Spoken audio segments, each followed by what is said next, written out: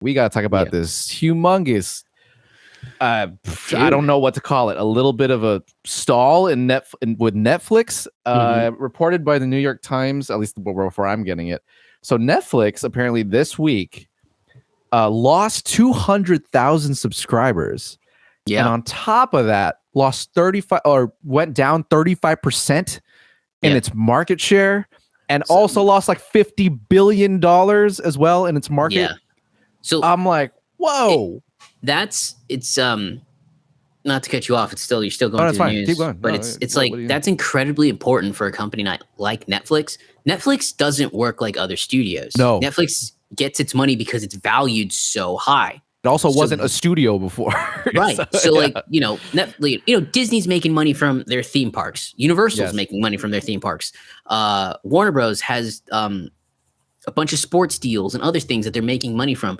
Netflix isn't really making money besides the subscription. That's about it.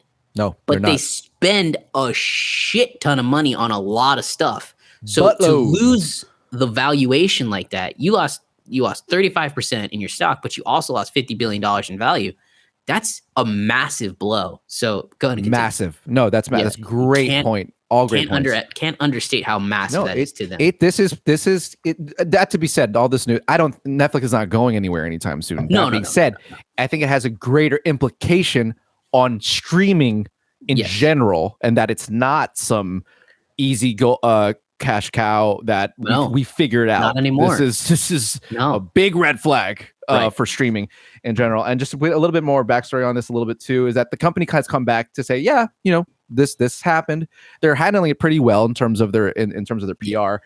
They're saying that it's in large part due to macroeconomics, which includes the Ukraine situation, and that they basically cut off Netflix for all Russians. Russia, which I believe I'm not sure if it's in this. I saw it in a different article that was probably like 700,000 subscriptions in and of itself. So wow, that's something. It's a lot. They also do put it in part to their new policy about sharing, password sharing, which I do that with my own family. I believe like 5 of my. I mean, we're a Filipino family, and Filipinos discount or free. It's okay. So my mom is on every single one of my subscriptions. She has my Prime. She has my Netflix. It's not a secret. Okay. Netflix knows this too, and so exactly why they're boasting up to that. It's like, they were sharing, and we're not going to do that anymore. We're cracking down now. We're cracking down on it, and so it's stuff like that they've arose this to, and those make sense. But so in all larger news, like they're not worried about. No one's really at least showing they're worried about it. That being said, again, it is just wow. Who knew that was going to happen? Like that is a lot of subscribers to lose. Right. And to be frank, it also again the HBO Max, Apple TV Plus. These subscriptions actually are rising. Like they've only bolstered of their whole subscriber base and the quality, particularly of their stuff. While Netflix, I think in recent years, a lot of people can kind of say. It's kind of taking a dip. It's taking a dip. I feel like the quality of most of their shows, and this is relative to how much they're actually putting out, most of their shows are whatever. Like no one is really asking for them. They'll have some gold stuff, with like Squid Games recently, and some of their shows do pretty well, and they're kind of known to be a pretty good anime and Korean base for like stuff like that. But at the large, when we're talking about the big end of stuff, the millions and billions of dollars they're spending on movies and their big shows, and to see that this didn't really pay off. That is a big hit to them. It's worrisome on a larger scale, and so it just goes to show, Netflix is not bulletproof here, and they are, however, by far still the largest subscriber base out of all the streaming services at like 200 million subscribers or something like that. Yeah, so they're still big.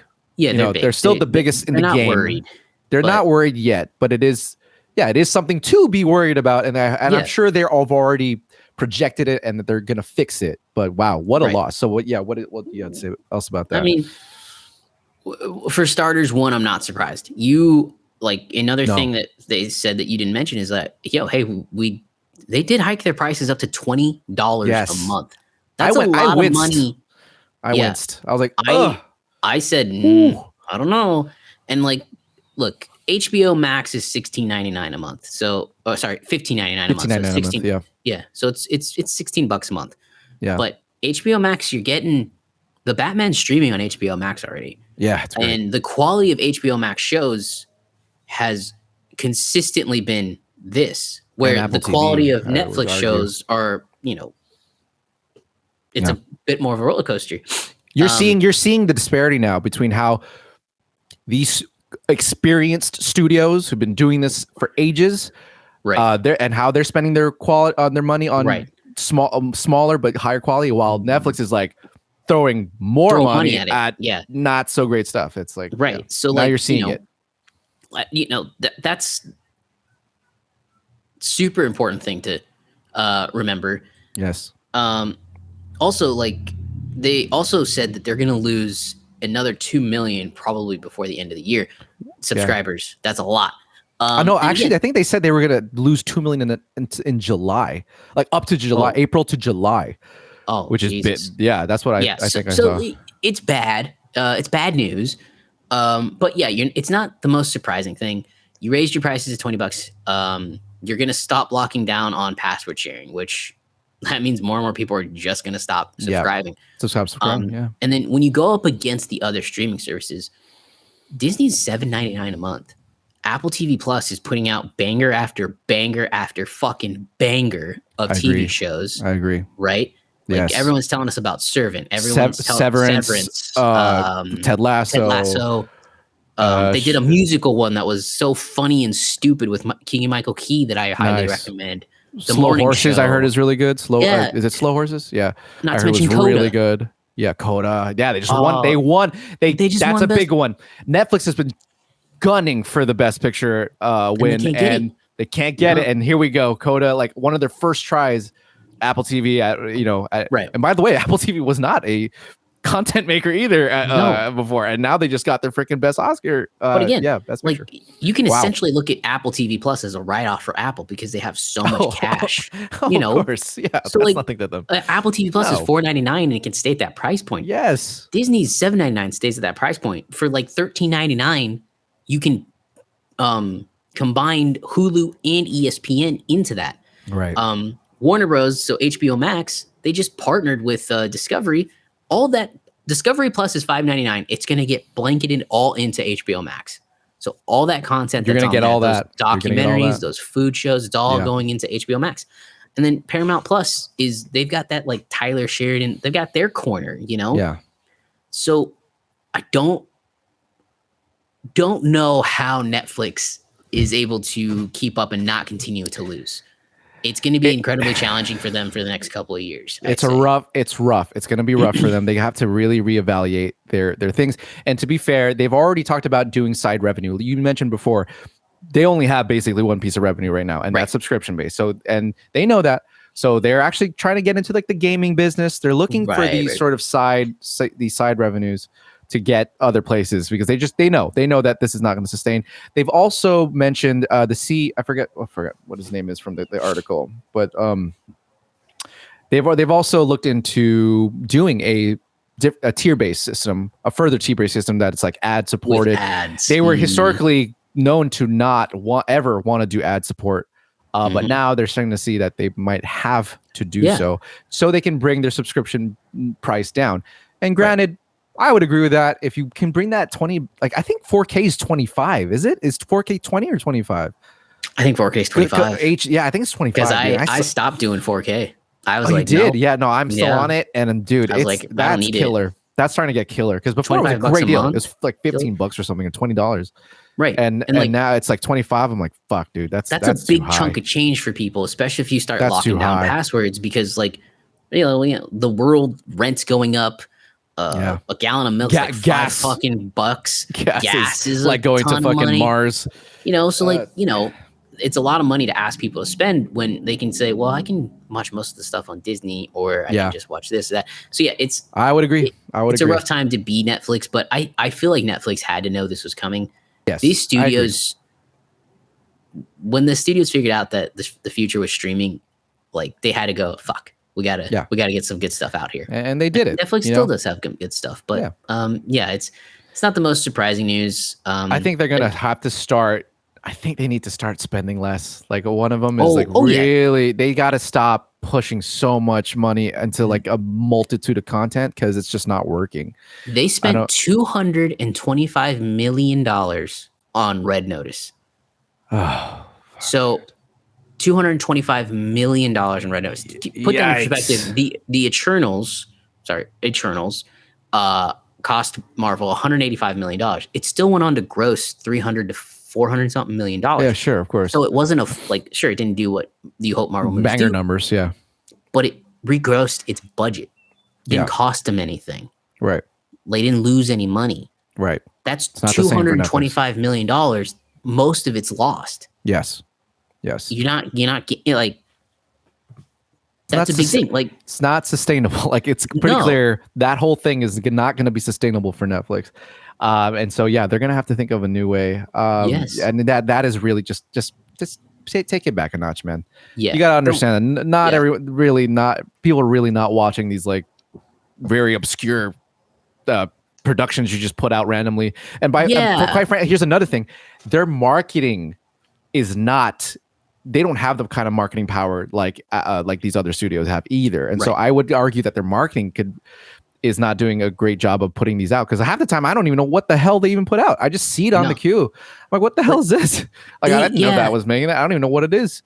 There's not like a big push, like, but again, that does cost a lot of money. Like, it does. It costs a lot of money. Disney plays those publicists and those marketers to, push out the name of this best show in the world, or dude. Like, hey, guess what?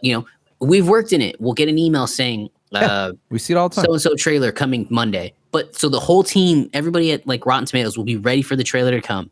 It'll be uploaded. It'll be posted about on social media. It's everywhere. And like, picture that, but going out to every publication everywhere. So it's not just, Netflix releasing a trailer. It's Marvel Studios releasing the trailer, but also Rotten Tomatoes releasing the trailer, Fandango releasing the trailer, Entertainment Weekly, everywhere. Total Film, IGN. It's everywhere. They don't do that. No, they don't. I think they do that for like Stranger Things, but that's an exception that you get. Yeah. They just, I think it's a matter of reallocation of those funds. Yeah, and they really need to start putting more into their marketing. I think they should, hold back on your shows, put it more, and they need to basically kind of start to operate more like a studio really would, a traditional way, because I don't know if they're now leading the pack of this sort of new innovative way of I would say it's sharing content. Right now it's all, I think it's all on the shoulders of HBO Max and Disney Plus. Sure. I agree. I think Apple TV Plus is kind of right behind them. It's right behind. But they're a dark horse still. People, sure, yeah. A lot of people still won't subscribe. Big year for them. Like they impressed everyone. They're like, okay, yeah, you're in here. We see you. We see you. At first, we were like, I don't know what is C. Jason Momoa. Oh, that was weird. That's a weird one. I don't know about that one. But now they got a good catalog. Whoa, Ted Lasso is great. I love that show. They got some good stuff now. So, dude, So I just don't, and like, again, people will probably go, oh, what about Paramount Plus? These streaming services also offer NFL football. They offer UEFA Champions League soccer. You can watch World Cup qualifying and World Cup on these streaming services. You can't do that on Netflix. You can't do that on Netflix. You can't. So like for me, I'm a big sports fan. If I don't have cable, I'll pay $7.99 a month to watch NFL, to watch the UEFA Champions League. $7.99 a month. And then on top of it, Paramount made the great decision to release their movies 25 to 30 days after theatrical release. Right. So if for some reason I can't get out to see Top Gun in a theater, which I'm going to, of course, I can still 30 days later I can watch it on Paramount Plus. Yeah. This conundrum that they're in, I don't know. It's a really tough conundrum, because I know you say stop shooting stuff as much, but they kind of can't, because they're losing library after library. I agree. No, it's true. It's you're right. They tough. gotta build their library. So they don't have that, right? They're not a studio. Mm-hmm. They don't have control over this IP. That they can't just say, I'm pulling. Look what happened to the Marvel shows on Netflix. They pulled them all and put them on Disney Plus. They're literally taking their shit back. Right. Oh no. It's bad. It's bad. The more and more these companies start to realize, oh yeah, we don't need you. Like the Dark Knight's on there right now. They don't need that eventually. Like, put on ours. Like, and the Dark Knight's on there because you paid Warner Bros. a bunch of money to put it on there. Exactly. you're gonna have to stop doing that. I don't know. It's a tough place to be. So I it's feel a tough for place Netflix. to be. It's not going to be. I don't think it's going to have any big implication on them anytime soon. But No. it just shows they're going to have to do something. They're not out of the jungle. They're on their toes. They're on their toes, and they got to do something. It's adapt or die. You don't want them to go the way of Kodak. Yeah. No. Yeah. Whoa. Code. Oh my God. Good pull. Yeah. Man, we could talk about that. That's a whole other thing. Basically started it. Yes. And then refused to adapt. And then they're gone. And then just no more. They're done. Yeah. You always have to adapt. You always have to move with the times. It is what it is. And that being said, I have to adapt to my schedule and my time, and I must go. But everybody, thank you for joining us for this episode of Pizza Time. Good news episode. Check out back for more next week. Moon Knight. We'll be covering Moon Knight on our next one. Maybe a little bit of the Northman on our socials, maybe. Yeah, but maybe a summer movie preview before. There we go. Oh, that's a good one. We should do that. Yeah. Yes. Let's do that. Yes, sir. All right. Exciting stuff coming up the pipeline. Everybody, thank you so much. Alex, thank you. And have a good weekend, everybody.